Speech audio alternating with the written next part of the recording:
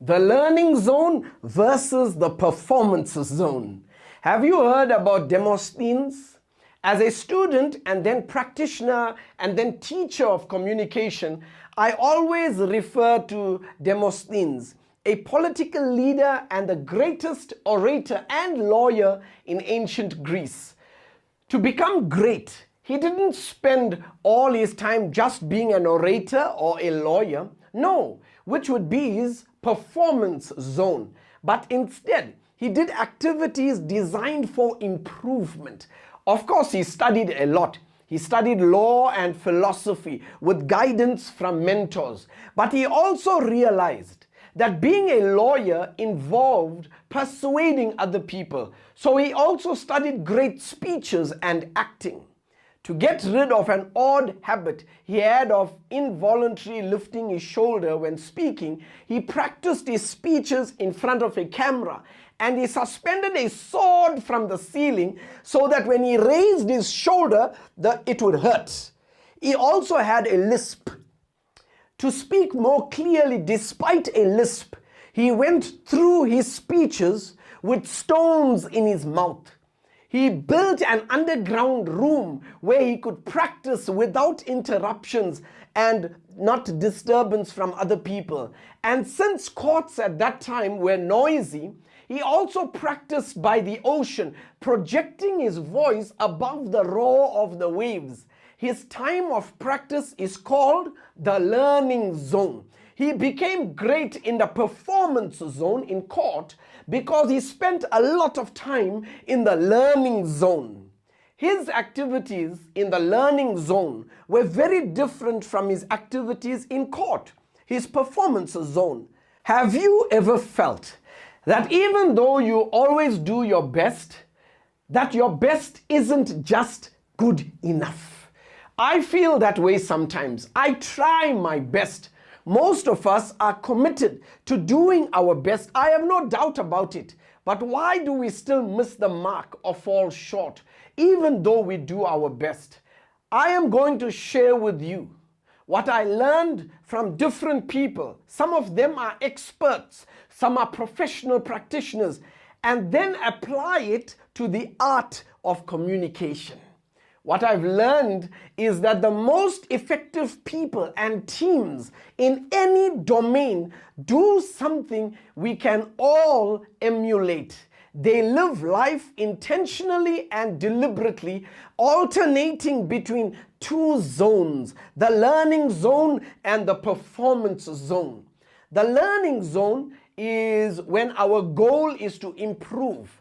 Then we do activities designed for improvement, concentrating on what we haven't mastered yet, which means we have to expect to make mistakes, knowing that we will learn from them.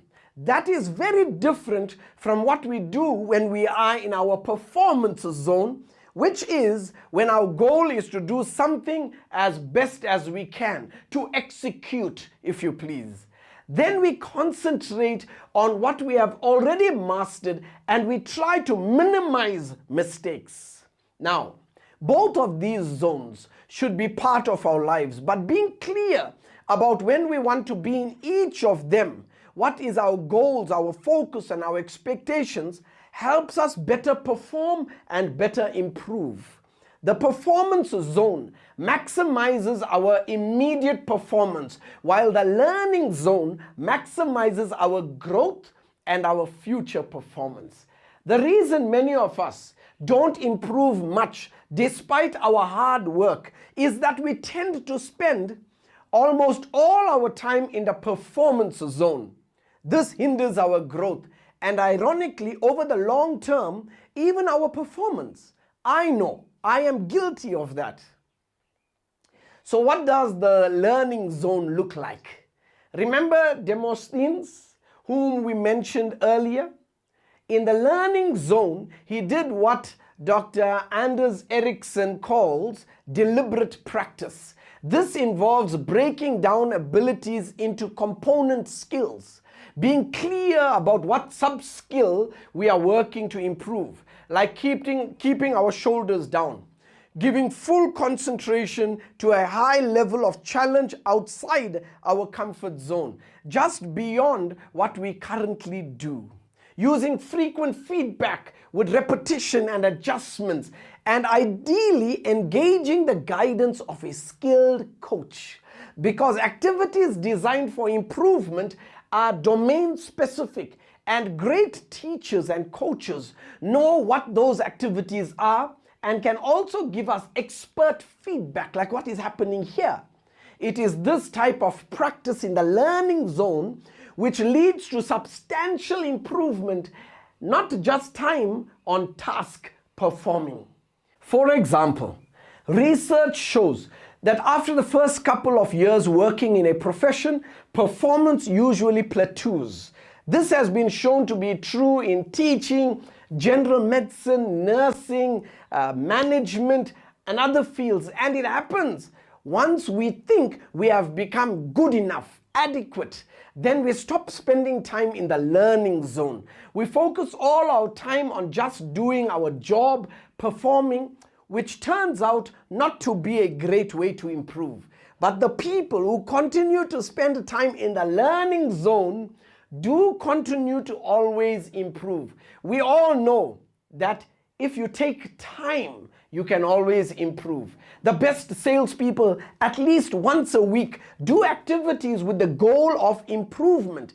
They need to extend their knowledge, consult with colleagues or domain experts, try out new strategies, solicit feedback and reflect. The best chess players spend a lot of time not playing games of chess, which would be their performance zone, but trying to predict the moves grandmasters made and analyzing them one at a time. Being in the performance zone allows you to get things done as best as we can. It can also be motivating, and it provides us with information on how to identify and what to identify, what to focus on next when we go back to the learning zone. So the way to high performance is to alternate between the learning zone and the performance zone, purposefully building our skills in the learning zone, then applying those skills in the performance zone. We need to know when we seek to learn and when we seek to perform. And while we want to spend time doing both, the more time we spend in the learning zone, the more time we will spend performing excellently. The more we will improve. The more time you spend in the learning zone, the better you will perform in the performance zone. That is the pattern of all the experts, professionals, executives, pundits, pastors, maestros. So how can we spend more time in the learning zone? First, we must believe and understand that we can improve, what Carol Dweck calls a growth mindset. Second, we must want to improve at least that particular skill. There has to be a purpose we care about because it takes time and effort. Third, we must have an idea about how to improve, what we can do to improve. And fourth, we must be in a low stakes situation, because if mistakes are to be expected, then the consequence of making them must not be catastrophic or even very significant. A tightrope walker doesn't practice new tricks without a net underneath, and an athlete wouldn't set out to first try a new move during a championship match. No. What if instead of spending our lives doing, performing, we spent more time exploring, asking, learning, experimenting, reflecting, striving, and becoming? What if we spent more time in the learning zone instead of the performance zone? In terms of becoming better, improving and earning the garb of an expert in communication or in any sphere, including your vocation, you need to prioritize the learning zone. It's got to be your default position. My name again is Paul Charles. I am not your critic in the performance zone, but I am your friend, your facilitator and coach in the learning zone.